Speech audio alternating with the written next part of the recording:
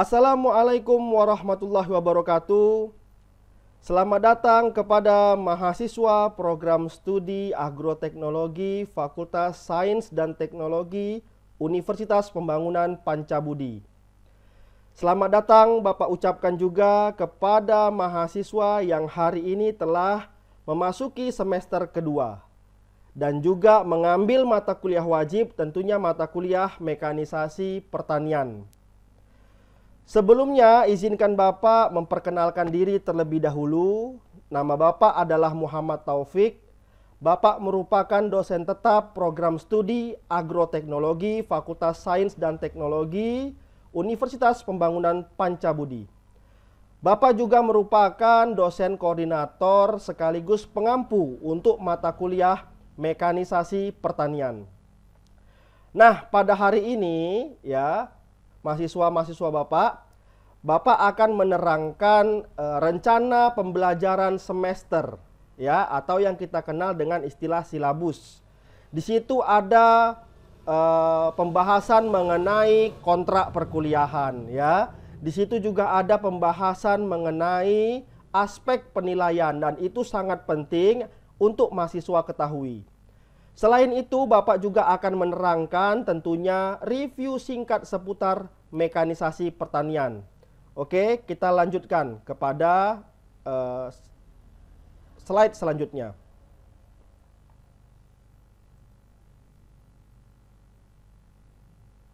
Nah, dalam mempelajari seluruh ataupun mata kuliah ya, seluruh mata kuliah tentunya ada capaian pembelajaran yang akan dicapai ya, dan ini merupakan output atau luaran seorang mahasiswa setelah mengambil mata kuliah tersebut.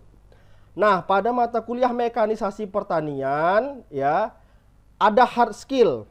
Nah, apa ini hard skill? Hard skill ini adalah ya kemampuan intelijensi ya berdasarkan knowledge, ilmu pengetahuan. Apa luarannya?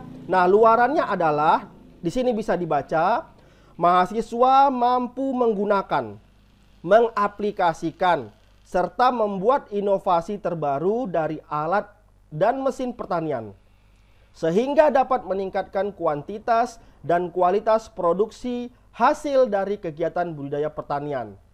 Nah, kalau selama ini kita melakukan proses kegiatan budidaya pertanian, mungkin memakai alat seadanya ya, belum menggunakan alat yang modern dan alat yang tepat guna.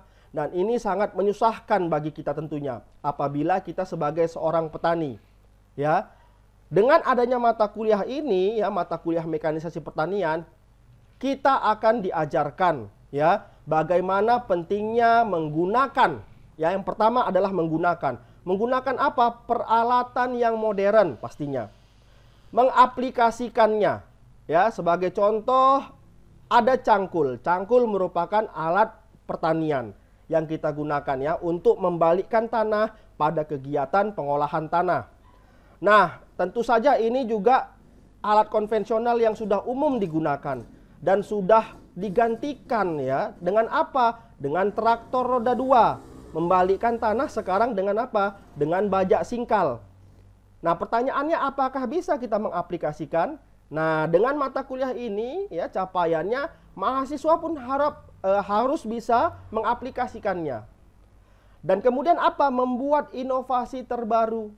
Ya, jadi apa ya kira-kira nanti pengganti dari bajak singkal kalau ada yang lebih modern dan yang lebih praktis dilakukan oleh petani kita. Kemudian soft skill. Nah, soft skill ini apa? Soft skill ini adalah ya karakter building ya, karakter sikap seorang mahasiswa. Nah, di mata kuliah mekanisasi pertanian, di sini luarannya tentu juga ada ya. Mahasiswa memiliki sikap integritas yang tinggi, bermoral, bertanggung jawab ya, dan berkontribusi aktif dalam meningkatkan efektivitas dan efisiensi kegiatan budidaya pertanian ya. Tentunya dengan penerapan keahlian mekanisasi pertanian ya, serta dapat menunjukkan sikap semangat untuk penelitian ya, mengembangkan riset dan menuangkan ide kreativitas ya dalam penerapan mekanisasi pertanian agar usaha budidaya pertanian semakin meningkat hasilnya. Nah, ini karakter building ya, sikap yang harus dimiliki seorang mahasiswa, luarannya dapat tercapai dalam mata kuliah mekanisasi pertanian. Baik, Bapak lanjutkan. Kemudian ya, di sini juga ada rencana pembelajaran. Kita terlebih dahulu membahas rencana pembelajaran ya. Dalam satu semester ada 16 kali pertemuan ya. Perhatikan ini mahasiswa-mahasiswa Bapak. Pertemuan pertama adalah hari ini. Apa yang kita bahas? Yang kita bahas adalah pendahuluan. Kemudian apa ya? Nanti ada review singkat ya mengenai pengertian mekanisasi pertanian ya. Kemudian apa sejarahnya nanti ada ya. Kemudian apa? Kemudian adalah perkembangannya ya. Nah, ini ada nanti kita jelaskan. Untuk pertemuan kedua kita akan mempelajari alat dan mesin pertanian ya, yang umum dan yang pada hari ini digunakan. Perkembangannya bagaimana? Nah, ini alat dan mesin pertanian kita akan pelajari nantinya lebih detail di pertemuan kedua. Dan pada pertemuan ketiga ya, kita mempelajari juga apa materinya? Tenaga penggerak alat dan mesin pertanian ya. Jadi ada alat dan mesin, tentunya pasti ada tenaga penggeraknya. Sebagaimana contoh cangkul ya, digerakkan oleh apa? Tenaganya manusia ya. Bajak yang ditarik oleh sapi misalkan atau kerbau, tenaga penggeraknya apa? Tenaga penggeraknya adalah hewan. Kemudian traktor roda 2 ya, melakukan pekerjaan pengolahan tanah, membajak juga.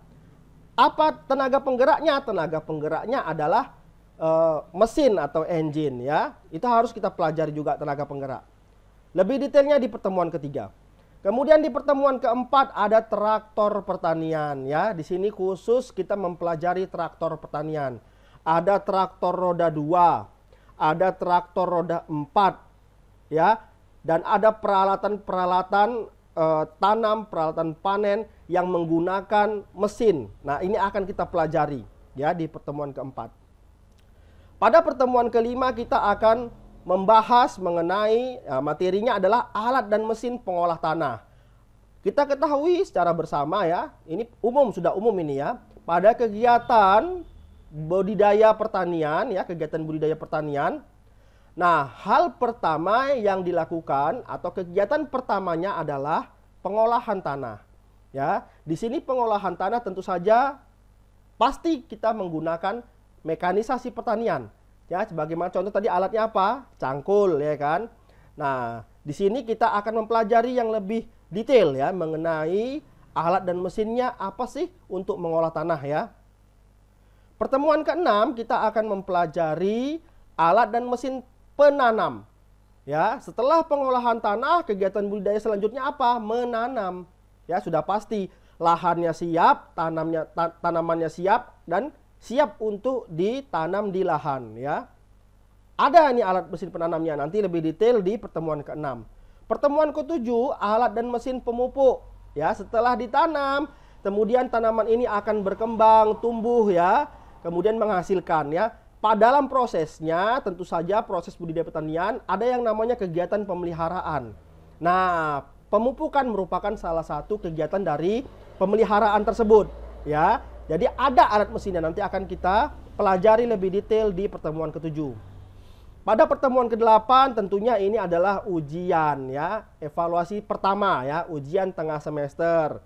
Nah, di sini mahasiswa akan mengerjakan soal-soal ujian yang Bapak berikan nanti ya.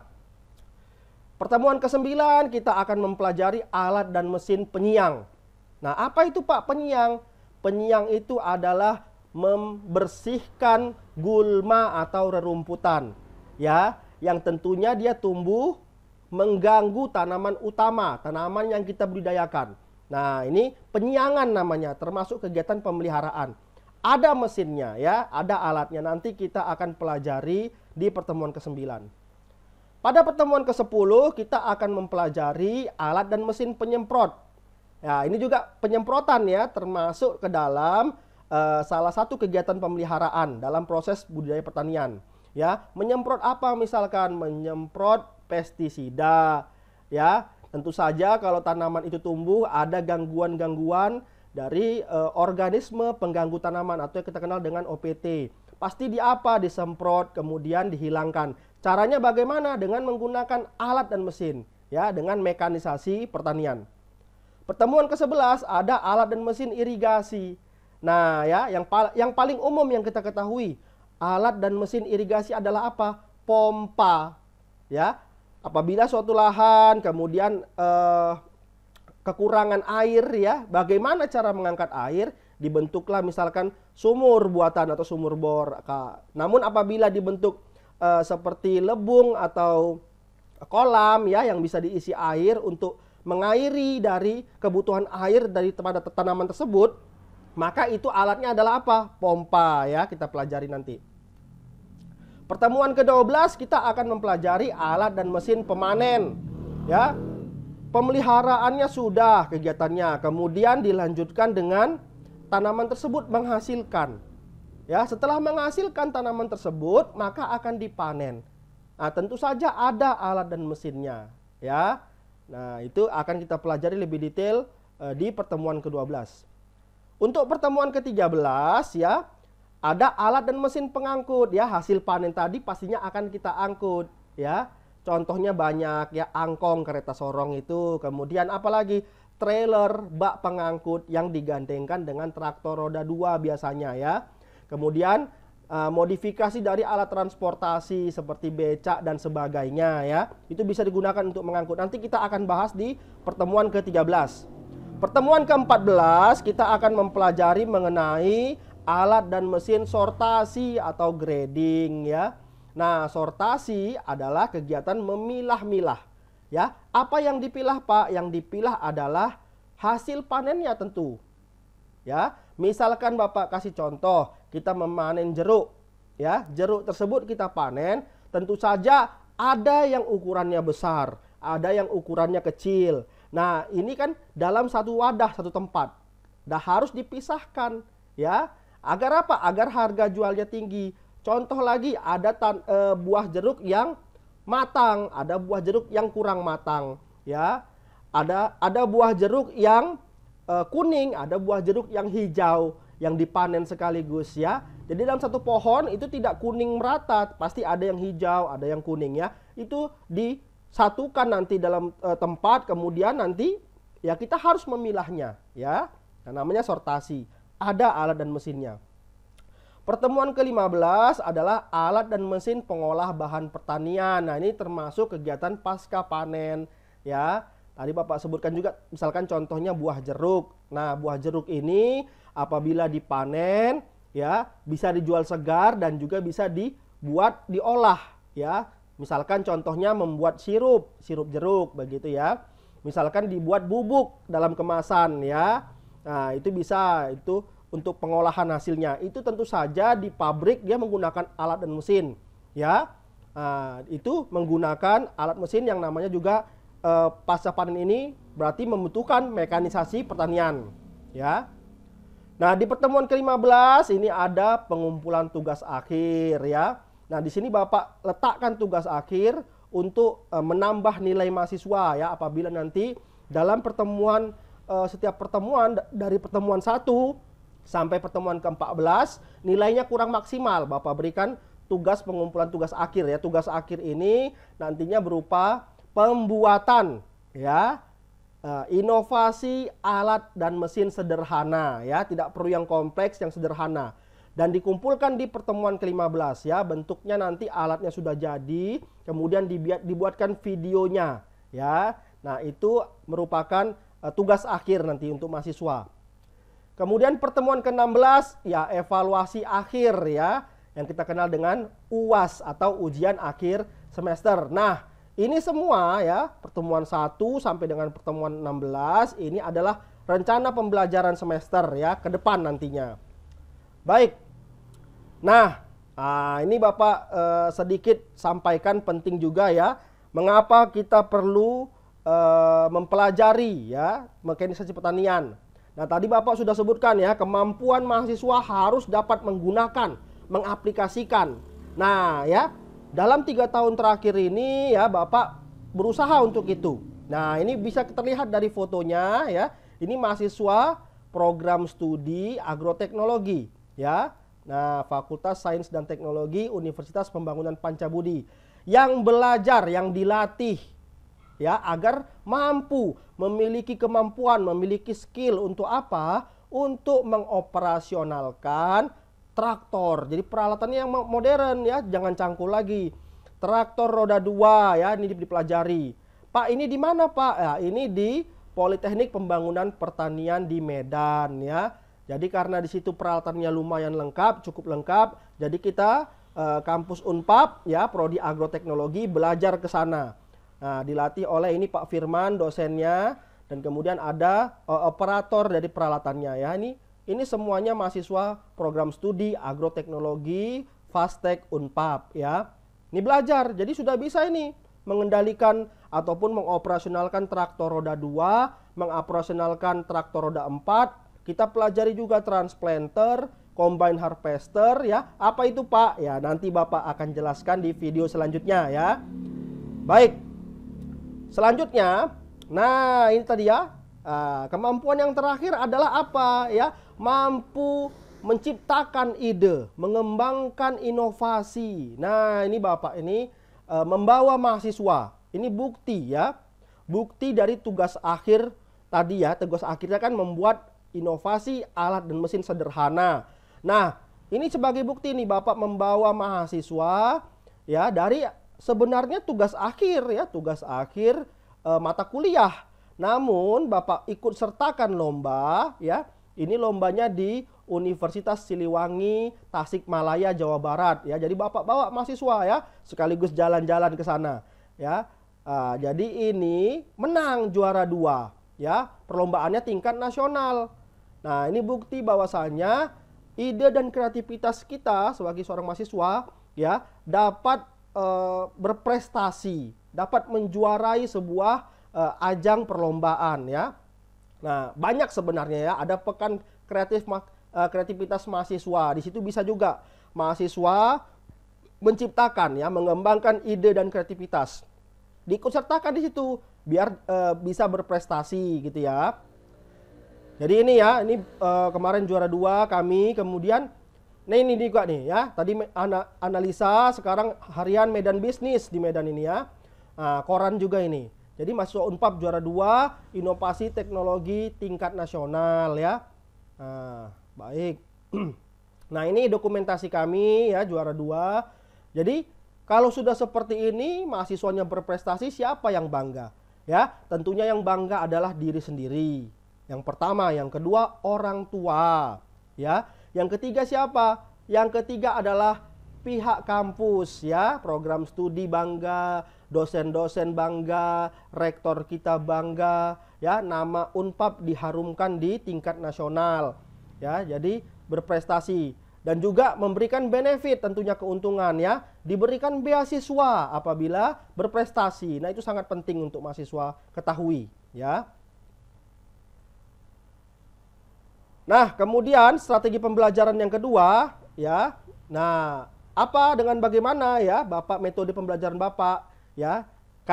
Contohnya seperti ini ya, ada persentase. Ini Bapak persentase nih ya. Dosen, nanti mahasiswa juga ada persentase waktunya ya. Kemudian apalagi responsi atau kuis ya, nanti ada beberapa kali kuis ya, Bapak berikan soal dijawab oleh mahasiswa untuk mengetahui tadi ya kompetensi mahasiswa ya, biar bisa tahu nih lulus atau tidak nanti di mata kuliah mekanisasi pertanian ya. Kemudian tugas individu itu nanti ada ya, tugas kelompok, kemudian tugas akhir tadi ya. Tugas akhir ini sangat penting ya, yang tadi bisa diikut sertakan lomba juga bisa. Apabila ada lomba, Bapak bawa, Bapak bimbing, Bapak bina agar menjadi pemenang nantinya, pemenang lomba ya. Nah, tentunya dari ide kreativitas kalian masing-masing. Nah ya, tugas akhir ini membuat alat ataupun mesin sederhana ya, inovasi. Baik, Bapak lanjutkan, ada ujian tengah semester dan ada ujian akhir semester.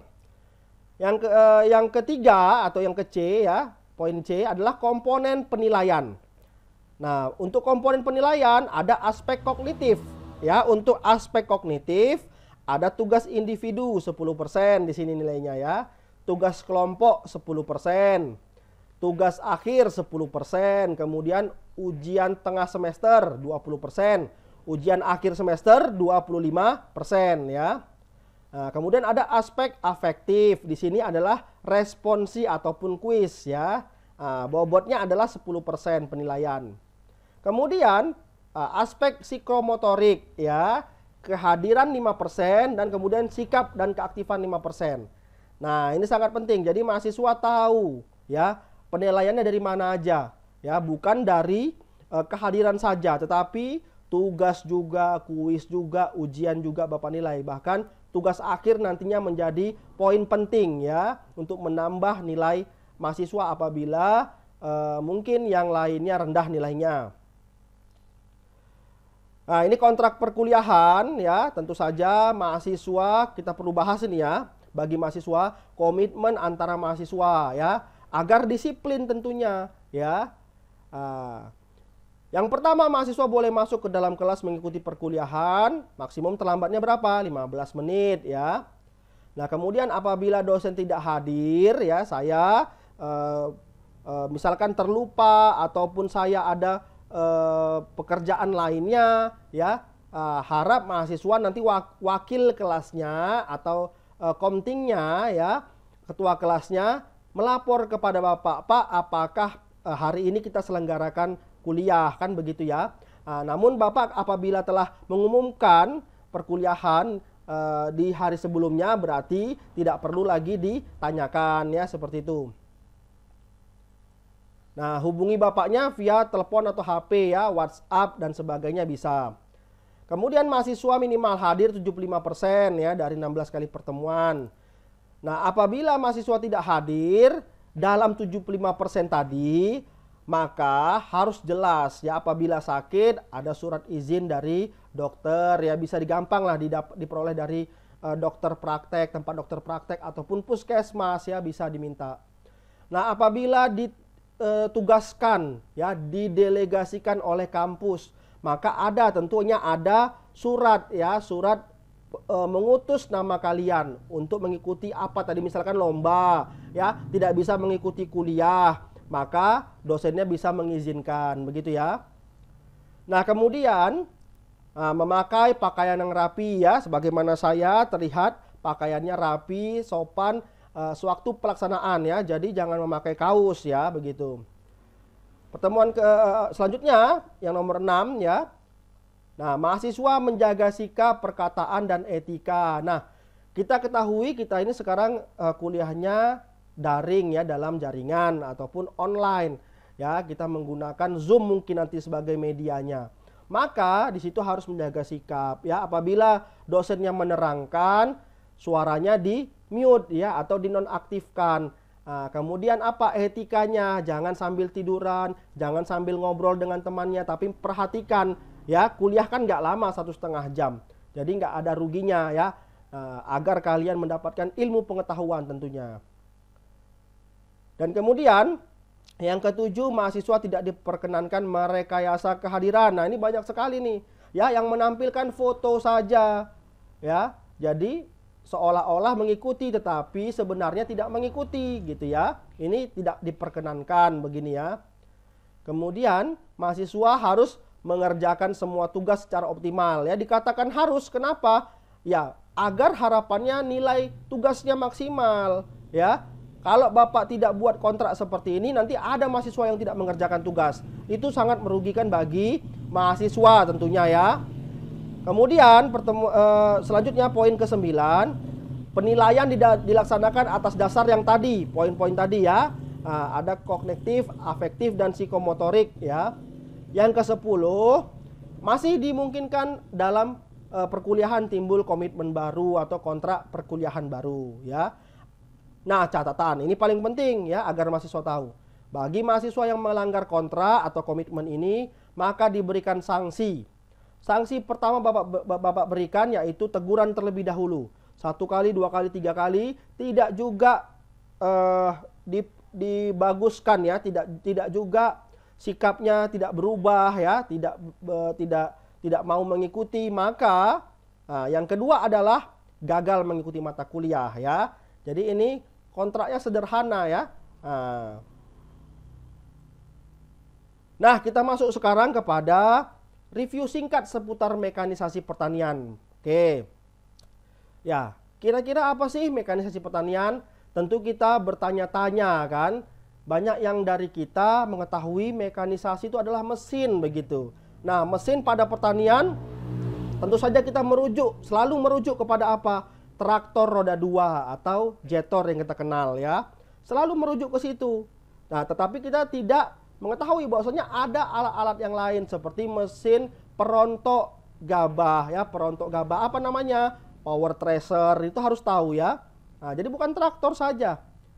Nah, menurut Smith dan Weeks tahun 1976, nah, prinsip ilmu dan teknologi pertanian dalam pengelolaan, pengendalian dan pengolahan hasil pertanian yang di dalamnya melibatkan penggunaan mesin secara keseluruhan atau sebagian. Ya, untuk apa? Untuk menggantikan tenaga manusia dan hewan. Inilah makna atau pengertian dari mekanisasi pertanian, ya. Kemudian Smith dan Weeks tahun 1976 juga menjelaskan, juga menerangkan, ya. Nah, ini harus digarisbawahi. Mekanisasi tidak terbatas pada penggunaan traktor saja atau peralatan bermotor saja, akan tetapi juga melibatkan seluruh alat yang membantu dalam menjalankan seluruh aktivitas pertanian, ya. Cangkul bisa, ya, sabit atau arit bisa, koret bisa, ya. Semuanya itu adalah membantu dalam aktivitas proses budaya pertanian. Tentunya itu menjadi mekanisasi pertanian, ya.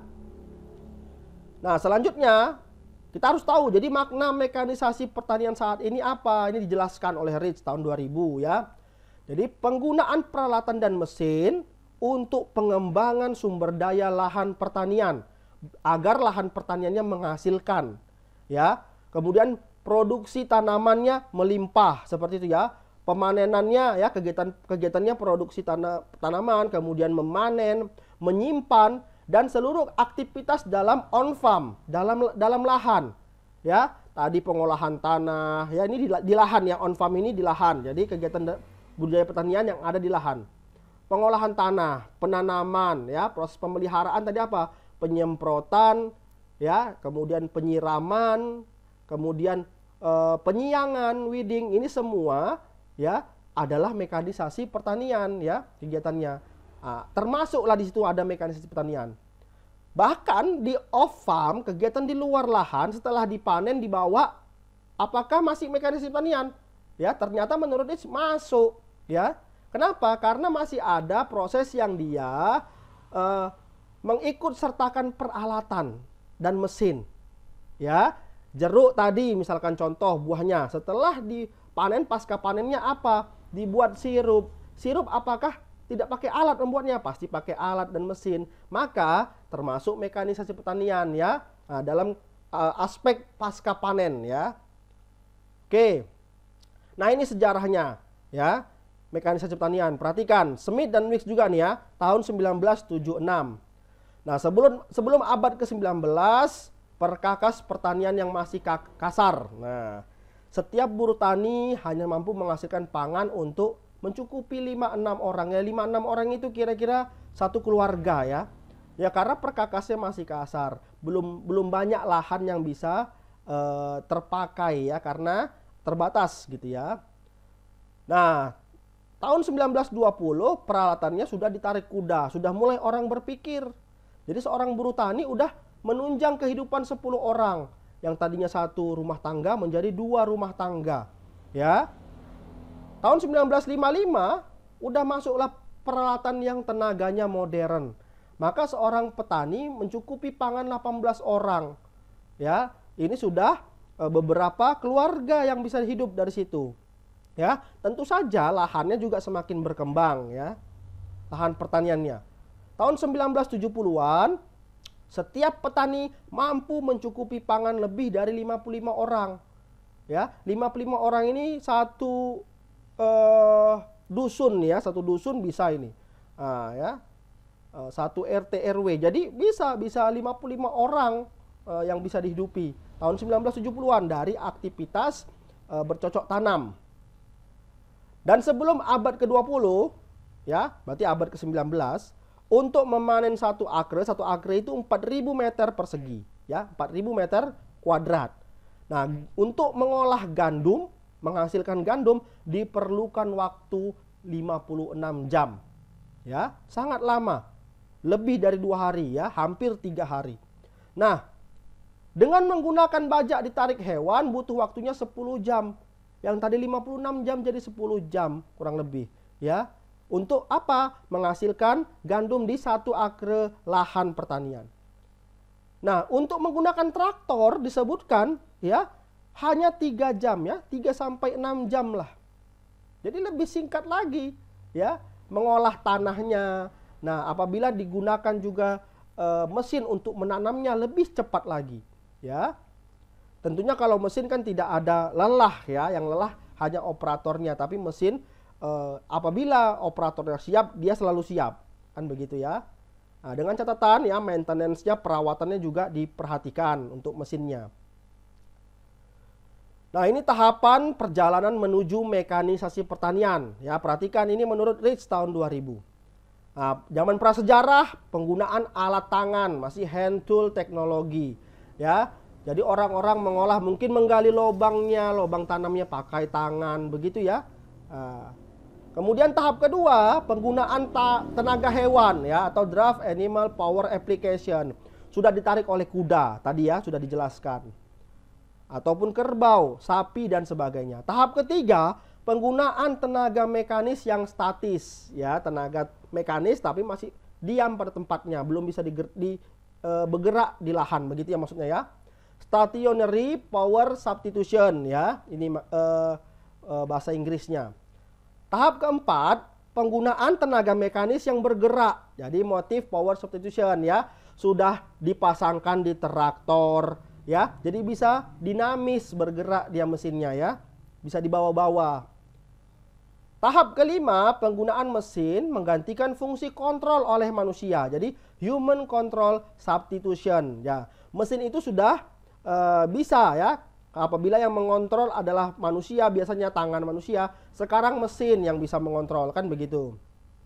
Kemudian tahap 6, penyesuaian praktek bertanam menggunakan alat atau mesin, ya. Praktek bertanam untuk menanam, ya, itu sudah disesuaikan dengan menggunakan alat dan mesin. Adanya jarak tanam, ya, dibuat jarak tanam untuk apa? Agar mesin bisa masuk, peralatan bisa masuk di situ di lahan pertaniannya, ya. Nah, bisa masuk untuk mengolahnya, bisa masuk untuk apa, misalkan katakanlah kegiatan membersihkan gulma atau rumput, ya.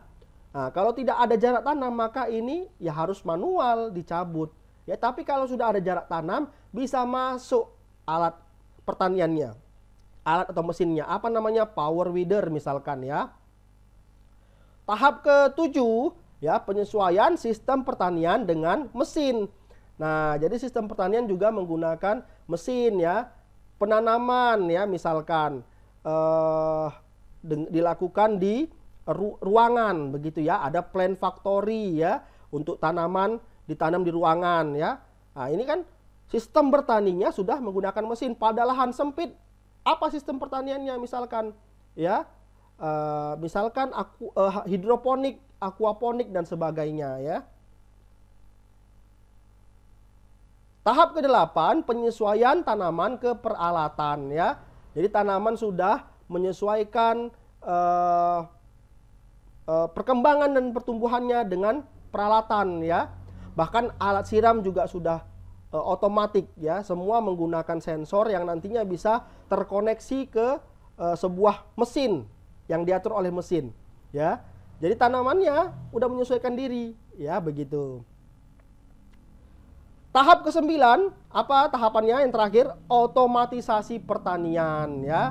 Di sini tentunya kita nanti akan membahas juga ini ataupun dapat memperoleh, ya, apa, pertanian yang presisi. Nah, ya, kalau sudah otomatis semuanya tepat siram, tepat pupuk, ya, dosisnya tepat, kemudian tepat waktu. Apa yang terjadi? Yang terjadi adalah pertanian presisi. Tentunya akan seragam semua hasilnya, bahkan meningkat ya hasil dari pertaniannya. Ini tahap ke-9 ya. Nah, ini bagaimana kita ketahui keadaan sekarang pertanian di Indonesia ya. Nah, sudah digadang-gadangkan ya, kemudian diumumkan oleh pemerintah kita pembangunan pertanian. Ya, maksudnya apa? Pembangunan pertanian itu dilaksanakan oleh pemerintah bertujuan untuk ya pengadaan pangan yang berkecukupan atau swasembada pangan ya. Kalian bisa menilai apakah kita hari ini telah berkecukupan pangan, telah swasembada pangan.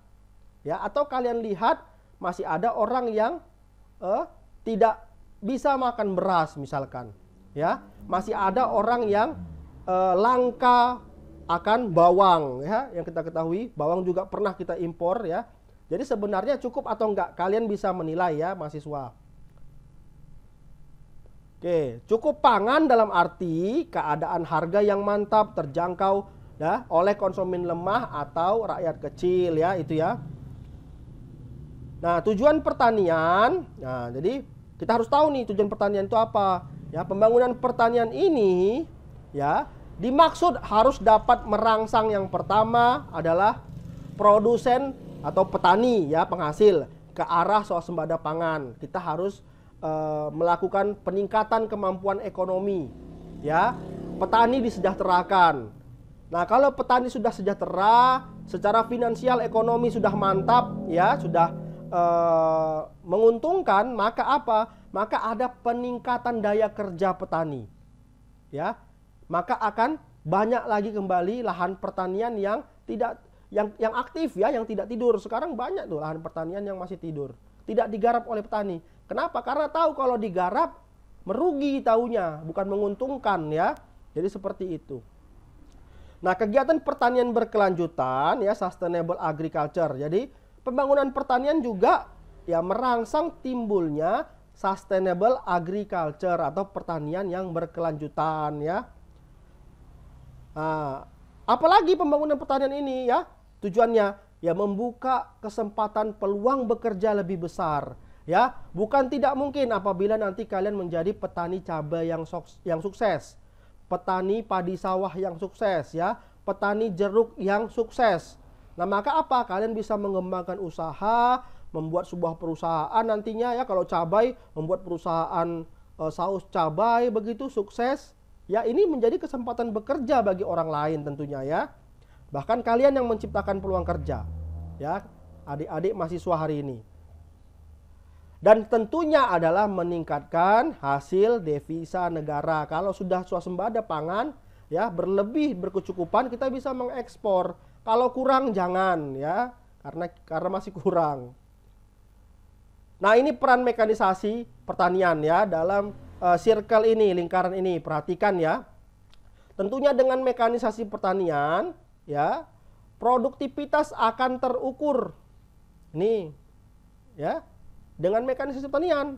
Ya, kalau hari ini kita menargetkan misalkan 1 hektar sawah padi, kita tanam padi, menghasilkan kurang dari 1 ton, ya, ada penyebabnya. Tetapi dengan mekanisasi pertanian, kita secara tepat bisa menghasilkan 1 ton. Nah, namun dengan penggunaan yang harus kita ketahui, yang kita kelola dengan baik, dan kita bisa menggunakannya, kan begitu. Kemudian farm equipment automatization ya, jadi automation. Jadi ini adalah perlengkapan pertanian yang otomatis ya, baik dari yang modern ya, dari penggantian cangkul oleh traktor, penggantian alat tanam biasa manual menggunakan apa? Transplanter. Kalau contoh kasusnya adalah padi tadi ya. Nah, alat tanamnya apa? Transplanter. Jadi apa? Lebih cepat ya. Kemudian ada remote irrigation management ya, di manage bahkan pengairannya. Jadi kita memastikan ya semua tanaman nanti yang di lahan kita tidak kekeringan ya, berkecukupan air sehingga dia dapat hasilnya dapat memuaskan. Nah, tentunya kalau ada mekanisasi pertanian sudah otomatis ada pengelolaan di sini network sensor ya. Sensor yang diletakkan di lahan pertanian ya untuk mendeteksi apa misalkan kesuburannya. Nah, misalkan contoh, misalkan sensor apa lagi yang diletakkan di lahan untuk mendeteksi apa ya? Kelembaban tanah. Jadi bisa pengairannya dilakukan seperti itu contohnya ya. Dan tentunya yang terakhir sudah ada sistem maintenance ya atau advisory service dari peralatan pertanian ini. Nah, ini kita lihat ya. Nah, kita saksikan ini. Ini dulu seperti ini petani kita. Ya. Sekarang harusnya seperti ini ya. Ini pengolahan tanah primer pertama. Ya begini cara membalikkan tanah. Jangan lagi pakai cangkol ya kan. Kasihan ini petani. Ya kan sudah tua kemudian dia membungkuk-bungkuk seperti ini ya. Begitu ya. Kalau seperti ini kan lebih nyaman ya petaninya. Kalau ada yang menggunakan traktor seperti ini. Nah, untuk penanaman bagaimana? Ini manual seperti ini ya. Ini ya. Bahkan tidak ada anak muda hari ini ya yang tenaganya lebih besar ya melaksanakan ini, jarang sekali temukan. Ya orang tua kita yang bekerja seperti ini yang sudah rentah ya. Ini pun sudah tenaganya mungkin setengah jam kerja capek kan begitu ya. Nah, kalau seperti ini petaninya ya, ini bisa menggarap beberapa luasan lahan ya. Bisa banyak yang digarap, yang ditanam ya. Jadi seperti itu untuk penanaman, ini namanya transplanter. Nah, perawatan contoh misalkan apa? Memberantas gulma, mencabut rumput ya, membersihkan gulma atau rumput. Ya. Kegiatan weeding dengan apa? Ini misalkan dengan koret ya. Koret tahu ya, alat konvensional untuk membersihkan rumput. Nah, sekarang menggunakan apa? Ini power weeder ya, penyesuaian tanah sistem pertaniannya ya. Jadi menggunakan jarak tanam agar apa? Agar alat ini, alat penyiang atau power weeder ini bisa masuk ya untuk memberantas ataupun membersihkan rumput dan gulma ya. Pemanenan. Nah, pemanenan biasa dilakukan seperti ini. Ini masih banyak kita temui nih ya di lahan-lahan pertanian di sekitar kita. Ya, menggunakan alat apa? Sabit ya, masih konvensional. Setelah ini bagaimana? Setelah ini kan panjang prosesnya ya. Nah, harus digebot dulu, digebot itu dirontokkan ya. Jadi sebenarnya ada lagi mesinnya ya, mesin power thresher untuk merontokkan. Nah, padahal sebenarnya dengan menggunakan combine harvester seperti ini ya. Jadi harvester rice harvester atau combine rice harvester untuk memanen padi, ini si padinya terpanen dan langsung dikarungi ya berupa gabah. Nah, gabah basah tinggal dikeringkan dan kemudian digiling. Nah, maka sudah jadi beras ya seperti itu. Jadi lebih singkat waktunya. Baik, ya mahasiswa pada hari ini Bapak kira cukup untuk video pembelajaran yang pertama ya. Silahkan diakses video ini boleh di Muhammad Taufik YouTube channel ya, halaman channel untuk video pembelajaran mata kuliah mekanisasi pertanian.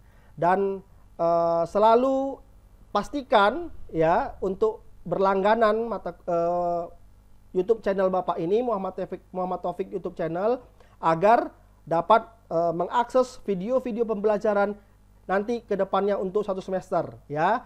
Mungkin apabila tidak jelas dari dokumen atau file perkuliahan yang Bapak share, dari video pembelajaran lebih memahami, lebih dapat mengartikan, memahami agar penyerapan ilmu pengetahuannya lebih masuk ya, lebih masuk ke dalam pikiran kita ya, agar kita dapat lebih memahami, seperti itulah. Baik, terima kasih ya untuk hari ini video pembelajarannya Bapak sudahi. Cukup sekian dan terima kasih ya. Jangan lupa subscribe, kemudian like dan komen di YouTube channel Muhammad Taufik. Terima kasih, Bapak tutup dengan wabillahi taufiq wal hidayah. Assalamualaikum warahmatullahi wabarakatuh.